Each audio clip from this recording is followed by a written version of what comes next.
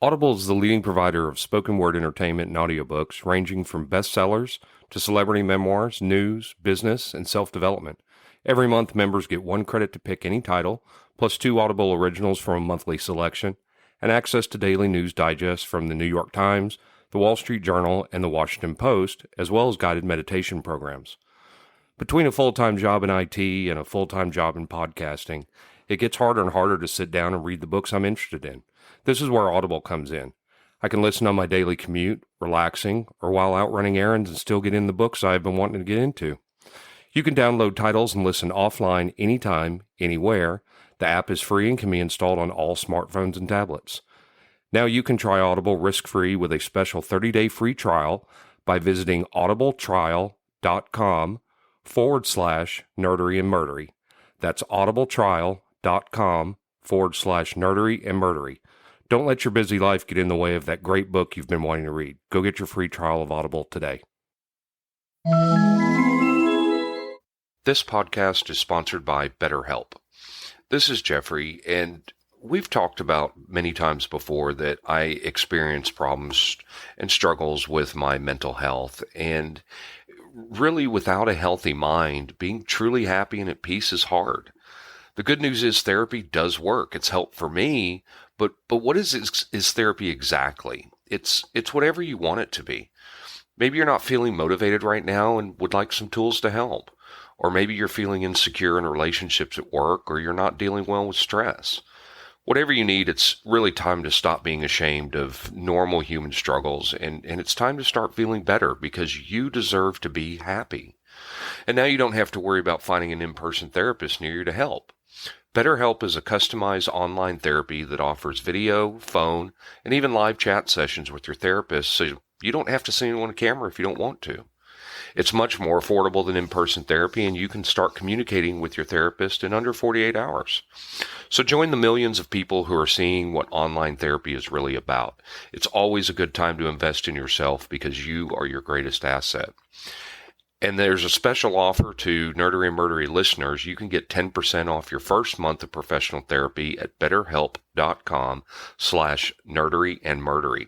That's betterhelp.com/nerdery and murdery. Thanks again to BetterHelp for sponsoring this podcast. You're listening to the sweet sounds of Nerdery and Murdery. You're an idiot.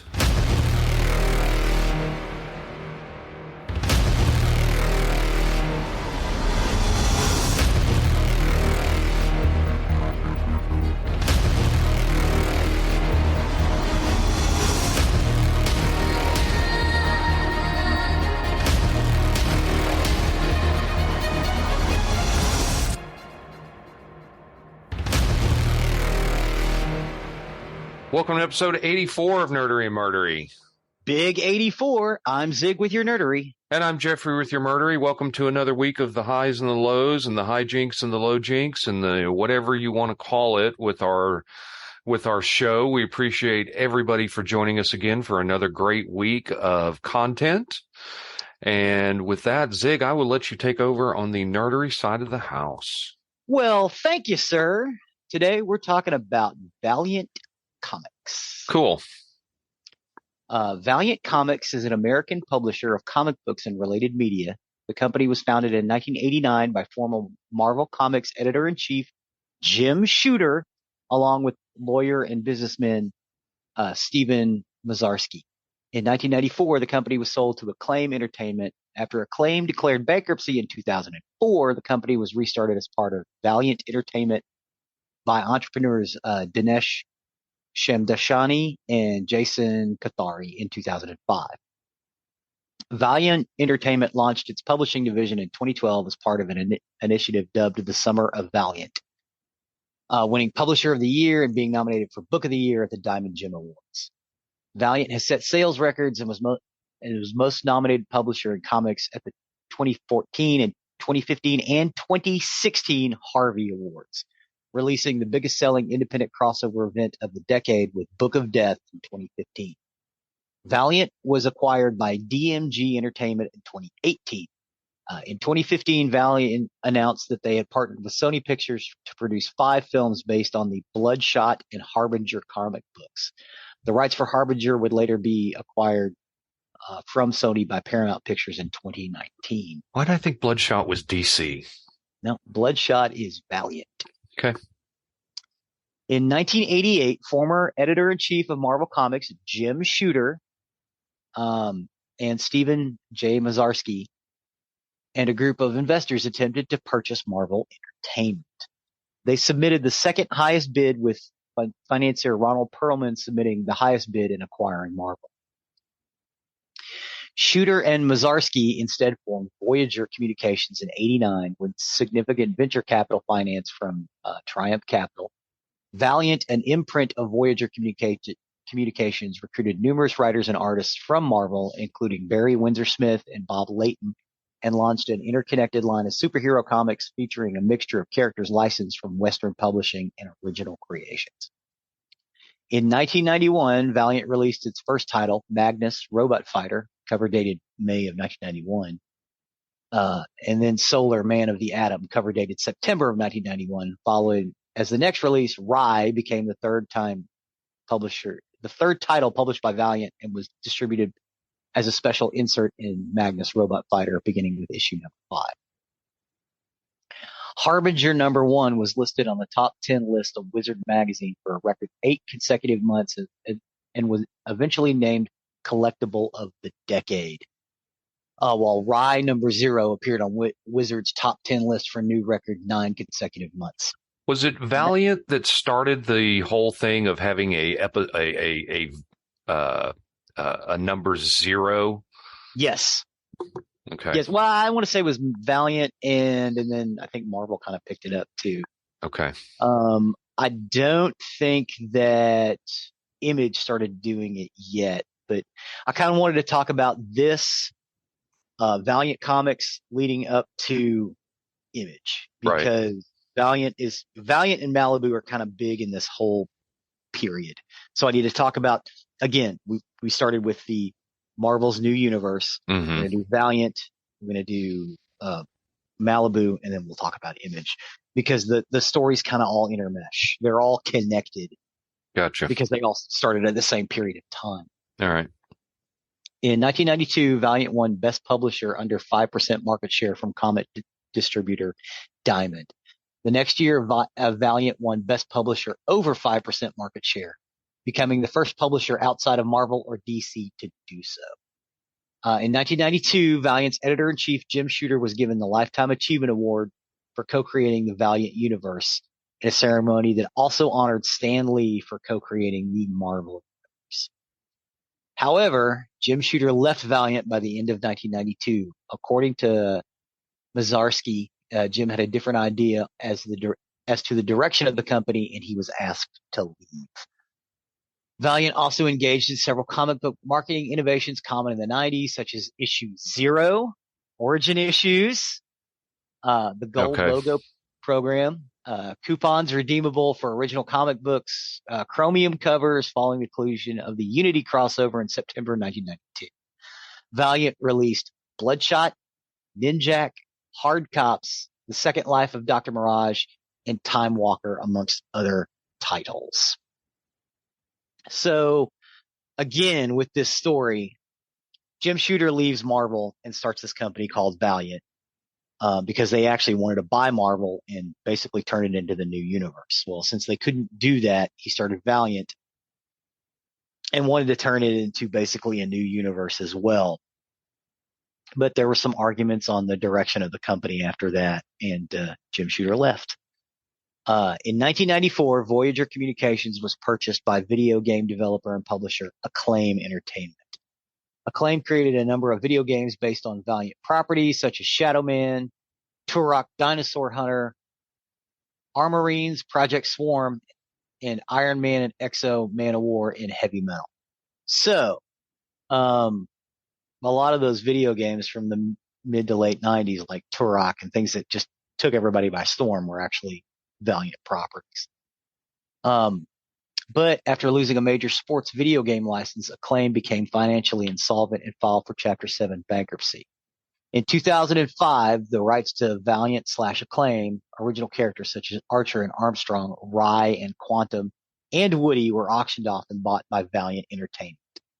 While the rights of the three licensed characters, Solar, Magnus, and Turok, reverted to Classic Media, then owned by the Gold Key Comics corporate properties, which was acquired by DreamWorks Animation SKG in July of 2012. DreamWorks itself was bought by Universal Studios on August 22nd, 2016. Now, Valiant Entertainment. In 2005, a group of entrepreneurs led by Dinesh Shamdashani and Jason Kathari raised finance and acquired the rights to the Valiant comic library from Acclaim Entertainment's estate, forming Valiant Entertainment. So these guys basically came in and wanted to start a comic company, over again. New short stories that would accompany hardcover reprints of classic Valiant universe stories. 2 of the 3 collections were named among the 10 best collected editions of their retrospective years of publication. So basically, they took a bunch of the old comics and turned them into graphic novels and re-released, which is why we have those graphic novels of Valiant today. They are still in production. You can still go out and get the Bloodshot anthologies and the Rye anthologies. They're easily available in comic book shops, bookstores, and used bookstores. In August 2011, after hiring several executives from Marvel Comics and Wizard Entertainment, including Valiant publisher Fred Pierce and Valiant editor-in-chief Warren Simmons, former Marvel Comics CEO and vice chairman Peter Caneo was brought on board as Valiant's chairman and investor in Valiant Entertainment. Caneo served as the CFO and COO. In May 2012, Valiant Entertainment began publishing new monthly comic books based on the Valiant Comics universe of characters. So basically what they did for the first couple of years is they released those graphic novels and then they started new storylines. In an event dubbed the Summer of Valiant in March 2012, Valiant Entertainment launched the Valiant comic universe with 4 ongoing titles: XO Man-O-War, Harbinger, Bloodshot and Archer, and Armstrong. One launching each month for 4 months. XO Man-O-War premiered May 2nd, 2012, and the creative team, writer Robert Vendetti and artist Carrie Nord. The first issue of XO Man-O-War received over 42,000 pre-orders, making Valiant the largest new publisher launch in over a decade. It was as big as the pre-orders for Image when they first hit shelves. Valiant introduced the pull box program, which encouraged readers to start a pull box subscription for the title being launched with their comic store to obtain an exclusive alternate cover version of the comic. So if you put in your pull order through your comic book shop, you could get a super special cover as opposed to the cover. Yeah, I had a pull at Heroes Comics. Oh, for what? Well, mine were all Marvel. I had a pull for, I take it back. I had it for Marvel, and I also had it for, what was Spawn? Was that Image? Image. Yeah, I had a pull for Spawn. I had a pull for all the Spider-Man covers, all the What Ifs, and some of the X-Men covers as well. Oh, nice. They released Bloodshot issue number 0 in 2013, and 2014 they became the most nominated title at the 2014 Harvey Awards. Several of Valiant's launch titles reached their planned conclusion in 2014, while with Harbinger, Bloodshot, and Archer and Armstrong all concluding. Valiant celebrated this milestone by publishing a 48-page anniversary issue for each series' 25th issue and hinting at new directions for the characters. Of course, they had the ongoing series as XO Man-O-War, Unity, and Rye. And they had a couple of limited series: Harbinger, Omegas, Eternal Warrior, Day of Steel, The Death-Defying Dr. Mirage, and Delinquents. And in December of 2013, Valiant announced the 2014 Armor Huntress crossover storyline. On January, and they continued this up through 2017. And on January 29th, 2018, it was announced that DMG Entertainment had acquired full ownership of Valiant Enterprises after already owning 57% of the company. As part of the acquisition, it was announced that Valiant's CEO, Dinesh Shamdashani, would be leaving the company along with Chairman Peter Cuneo and CFO Gavin Cuneo, with Dinesh and Gavin serving as consultants while Valiant's publishing team overseen by publisher Fred Pierce and editor-in-chief Warren Simmons would remain. On February 23rd, 2018, Valiant announced the life and death of Toyo Harada, a 6-issue miniseries written by Joshua Dysart and drawn by CAFU that would be released sometime in 2019. On March 8th, 2018, it was announced that the actor Vin Diesel had signed on to portray Bloodshot in the film of the same name. You know, Vin Diesel's a huge nerd, right? Yes, he was very a much so. he was a Bloodshot fan from like day one. So it was like you get someone who knows the character really well and they play it really well. Well, that's how Jon Favreau has found such success with Marvel as well, as he gets these people who really care about the characters to actually dive into them and learn about them so that they can portray them on film. So they've been very good at that. Yeah. So then again, on January 7th, 2019, so just a year later, Valiant announced it had hired former JHU comic books manager Danny Ward as its sales manager. And on January 9th, 2019, Valiant announced it had hired former Marvel assistant editor Heather Antos as an editor. The following month, Valiant announced an ongoing Psylord series written by Fred Van Lent and drawn by Renato Gaitis that would launch in July of 2019. And the first issue was released on May 4th, 2019 as part of Free Comic Book Day. They also released several collections and updates to their graphic novels in February 21st, 2020. Valiant is still growing. Valiant is still around.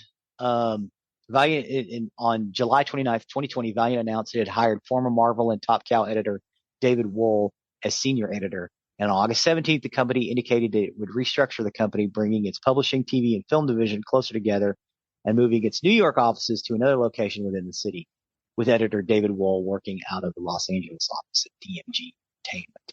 Now, I will say this. I think Valiant Comics, even though it looked like it was going to go away at one point, it kind of did, and then it got brought back like the next year, is one of those independent comic book companies that just flourished.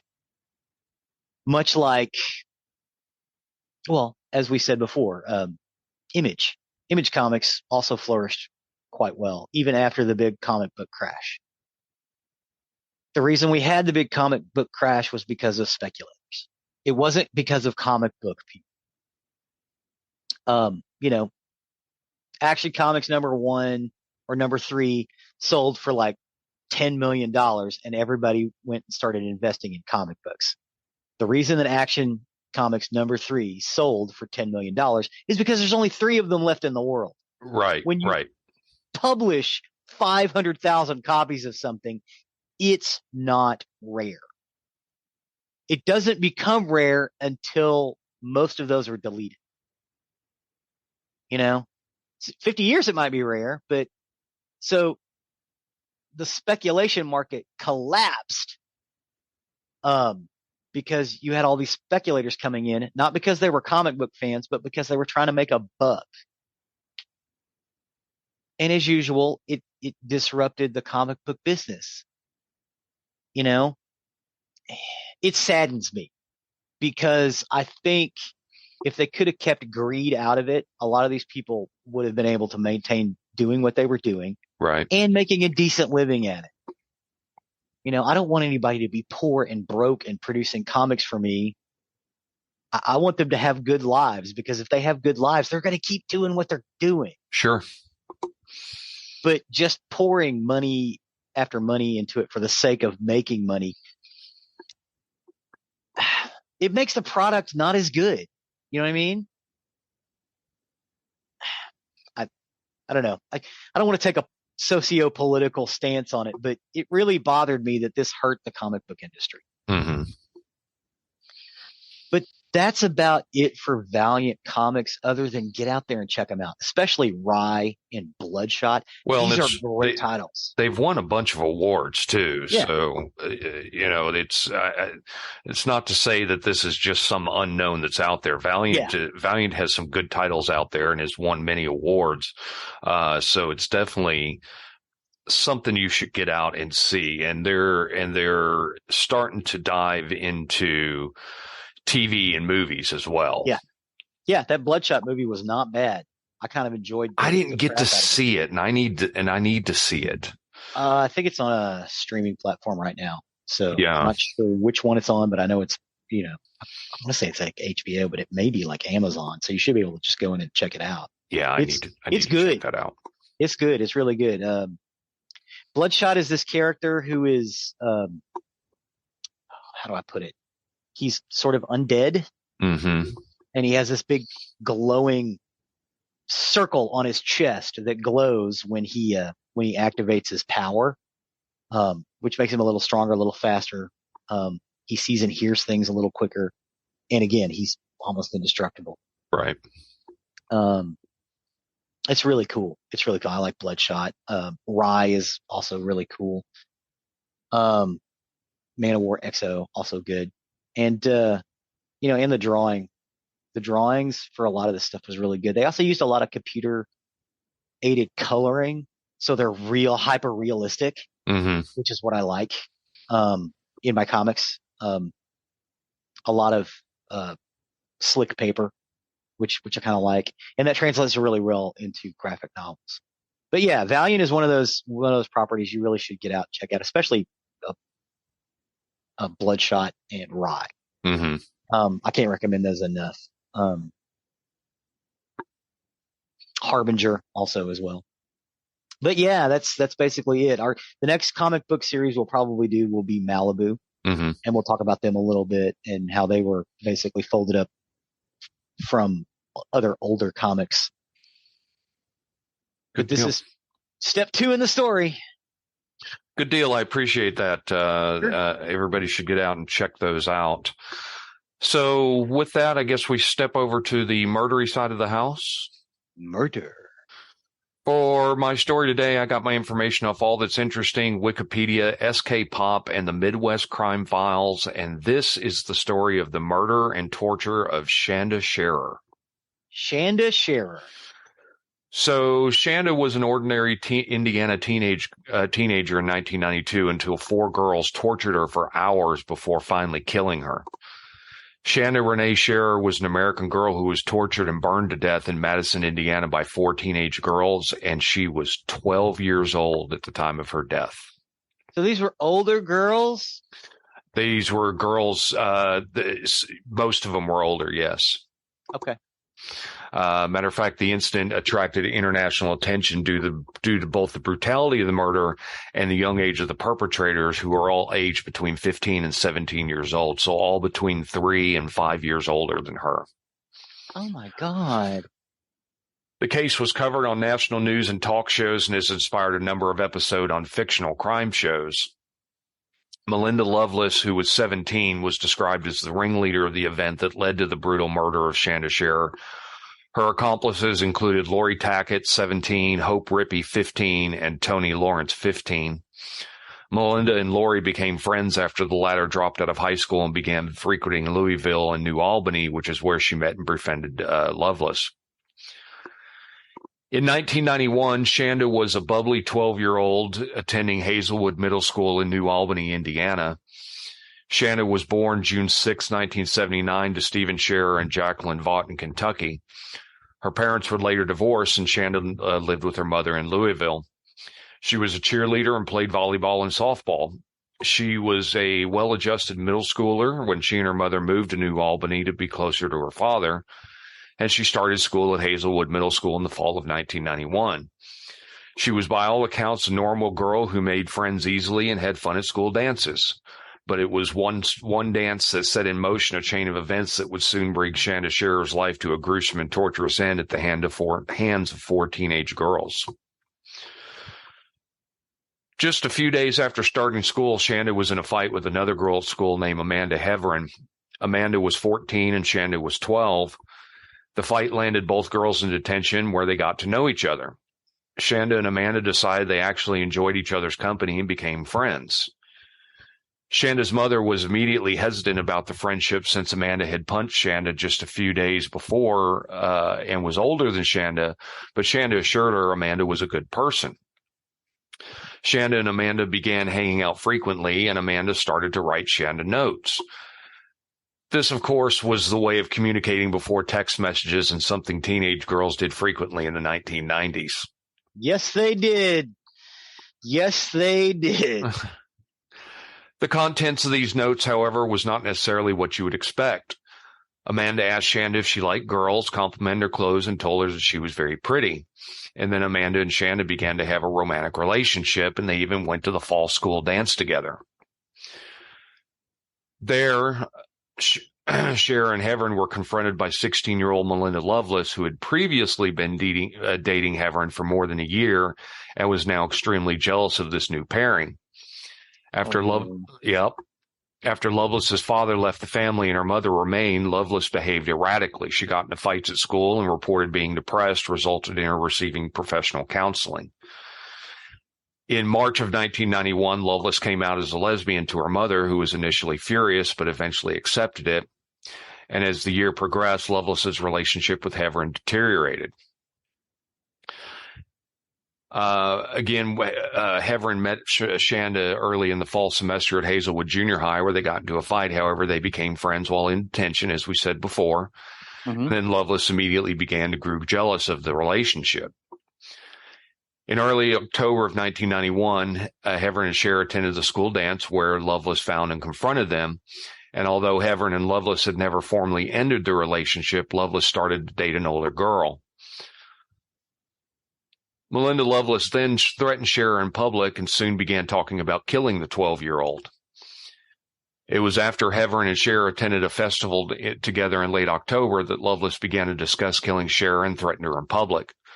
Concerned about the effects of her daughter's relationship with Heverin, Shearer's parents arranged for her to transfer to a Catholic school in late November.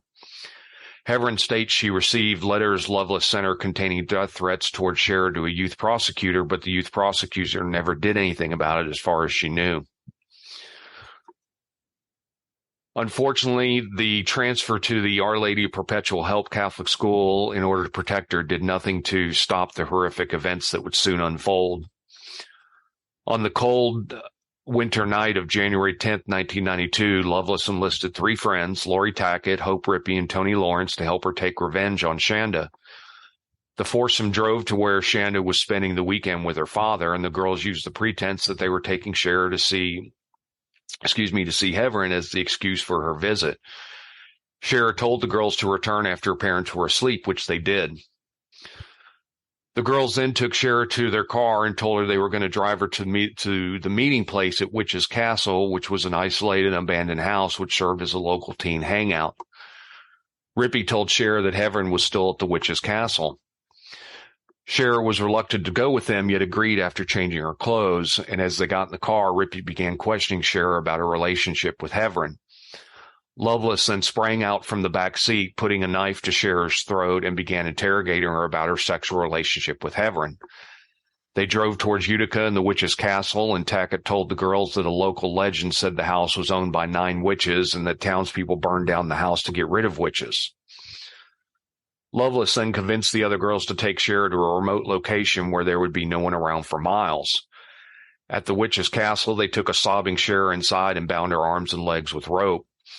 There, Lovelace taunted that she had pretty hair and wondered how pretty she would look if they were to cut it off, which frightened Shearer even more.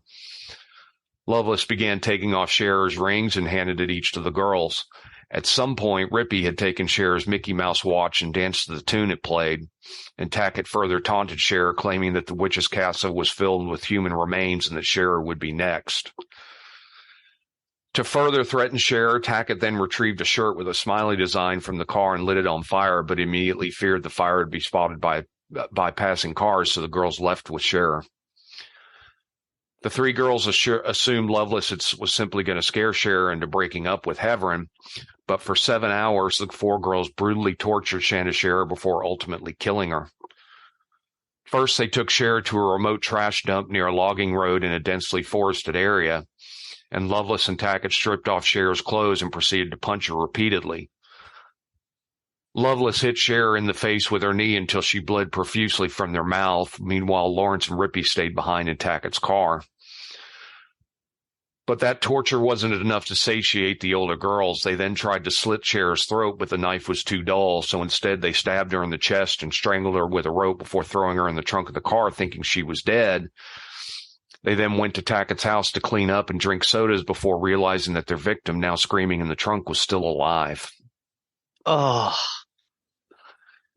Tackett then proceeded to stab Shearer several more times before driving off once more with Lovelace to beat and sodomize Shearer with a tire iron. Oh, my God. And when they returned to Tackett's house, she laughingly described what just happened to Rippey. Finally, in the early morning hours, the torturers stopped at a gas station and bought a 2-liter bottle of Pepsi, which they quickly emptied and refilled with gasoline. Again, driving to a remote location, the girls hauled their still-alive victim, now only able to whimper "mommy" out of the trunk, wrapped her in a blanket, and poured gasoline on her.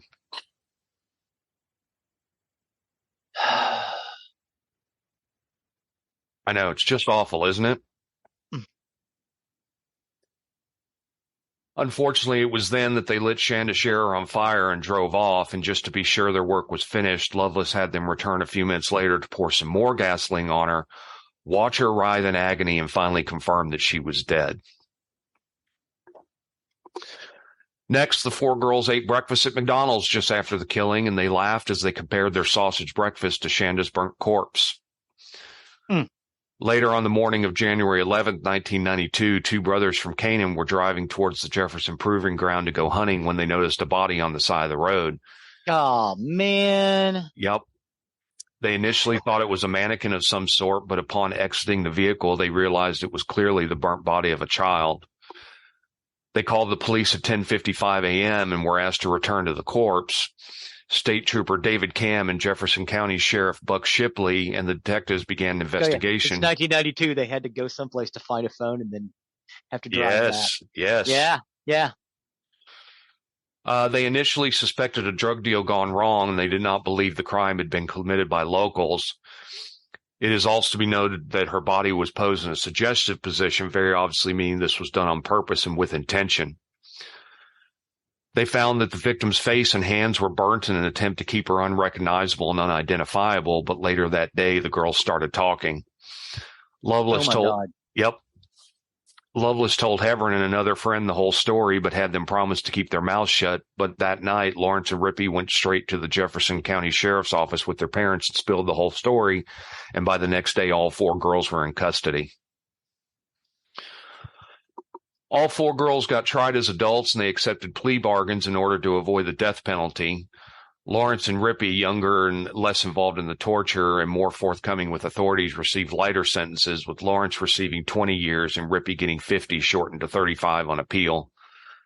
The former was released in 2000 after serving 9 years, while the latter served 14 and got out in 2006.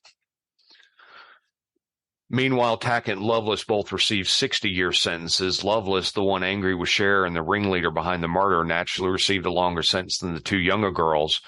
But why would Tackett take so much to the killing and earn herself the longer sentence as well? Tackett grew up in a strict religious household where normal teenager things were not welcome behaviors. And as a way of rebelling against her parents, the younger shaved her head and started to engage in occult practices.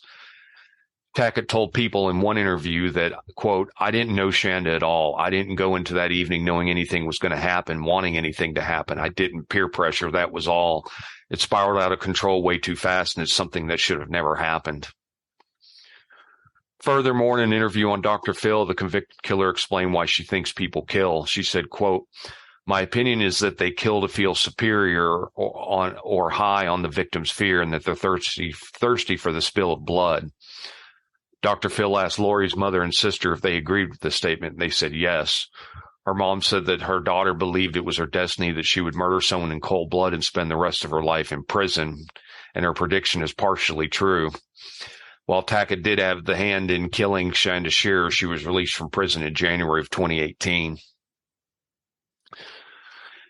Shanda Shearer's mother, Jacqueline Vaught, said in a 2012 interview, quote, I had many times said, if you want to see as close to a person who has absolutely nothing inside of him, look into Melinda's eyes because there's nothing there. Mm. That said, Melinda Loveless did have a difficult childhood. Her father, a Vietnam veteran, sexually abused her and her siblings when they were younger, and experts have attributed her anger to that abuse. But in prison, it seems as though Loveless has found some measure of escape from the cycle of violence and abuse. An Indiana program called ICANN, or Indiana Canine Assistance Network, has been helping Loveless. Behind bars, she trains puppies to be assistance dogs for disabled people. And one of the dog breeders who supplies Indiana with pups is a burn victim, much like Shanda Shearer was. The breeder convinced Vaught to watch a video of Loveless growing up and see what she has done in the prison program, and she said she was really taken aback. She said, quote, I saw someone almost reborn. She was sincere. She was compassionate. I think the ICANN program allows her to have something in her life that she can show love back to, and that there's never betrayal on either side. Vaught did something remarkable after seeing her daughter's killer at work. She donated a puppy named Angel for Loveless to train in prison. The grieving mother said she did it to honor her little girl, who she still thinks about every day.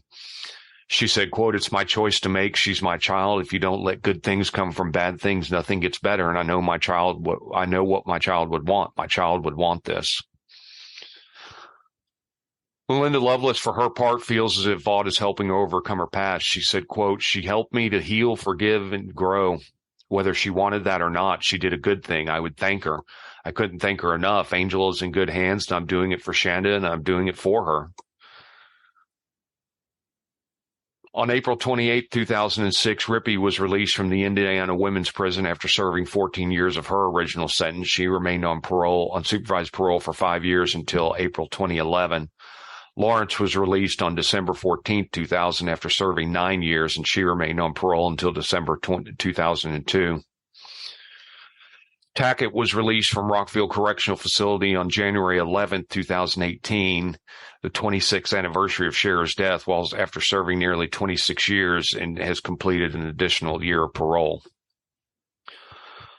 Loveless, for her part, was released from Indiana prison on September 5, 2019. After serving 26 years in prison, she will serve parole in Jefferson County, Kentucky. Unfortunately, Shearer's father, Stephen Shearer, died of alcoholism in 2005 at the age of 53. In an interview with Shanda Shearer's mother on the investigation Discovery series Deadly Women, Jackie Vaught stated that Shearer's father was so destroyed by his daughter's murder that he did everything he could to kill himself besides put a gun to his head, and that he drank himself to death. He unfortunately died from a broken heart. Yeah. The Shanda Shearer Scholarship Fund was established in January of 2009. The fund planned to provide scholarships to 2 students per year from Prosser School of Technology in New Albany, 1 scholarship to a student who is continuing his or her education, and the other scholarship to a student who's beginning his or her career and must buy tools and other work equipment. However, by November of 2008, Shanda's mother, Jackie Vaught, stated that the scholarship fund had been depleted and is no longer accepting donations. Oh. And that is the sad, unfortunate story of the murder and torture of Shanda Shearer. Well, thank you for that information. Terrible story, I know. I don't provide good stories. I don't provide uplifting stories. Uplifting. I would say it's not that it's not a good story. It's just a sad story. Yes, it's a very sad story. So hopefully people got some good information out of it. Some horrible people that spent some time behind bars for a very horrible death. And, you know, I kind of think that I don't know that the one girl, Melinda Loveless, I don't know honestly that she should be out of jail. Yeah. I think she probably should have gotten I think she should have gotten a life sentence for her part in the crime. And yeah, I think it's kind of a tragedy that she's out. Yeah. Or be sent to a facility where she can be studied so we can stop making people like this. Yes, I definitely agree with you. How to recognize that someone is a type of person is being made. the only way to know that is with empirical data. Right. And since we have them in prison, I do think the one lady who was training the dogs was kind of cool. Well, that was Melinda Lovelace. Yeah. But I still don't think that she should have gotten out of jail. No, she should still be training dogs. Yeah. Or being studied. Because, yeah, it sounds like that person was the ringleader and everybody else just kind of went along. Yeah. Yep. So with that takes us to the end of another week. As always, you can find our information on nerderymurdery.com. That's our website, our hub, where you can find everything. You can find our contact information, where if you wish to contact us and let us know the things you want to hear, things that you don't want to hear, we definitely listen to all of it. We have taken fan-requested items before and turned them into episodes, so please do send those in. We also have a YouTube page as well, a YouTube channel that's got a bunch of playlists, a playlist of the episode, as well as different videos that we think are funny or interesting. You should go and check us out. See us working in our process, and as always, check out those playlists because they give a little bit of information, whereas sometimes in the story we have to leave some things out because we only have so much information. Right. So definitely check that out. You can also find the link to our merchandise page on our website, where if you wish to show off your Nerdery Murdery fandom, please do consider doing that. That does help get our name out there. And you can also find the link to our Patreon, where if you wish to donate to the show, help keep us going. There are costs that are involved with keeping the show up, including our website and our Zoom and everything like that. So do make sure to check that out. You do get episodes early, plus you get bonus exclusive episodes that are available only to our patrons.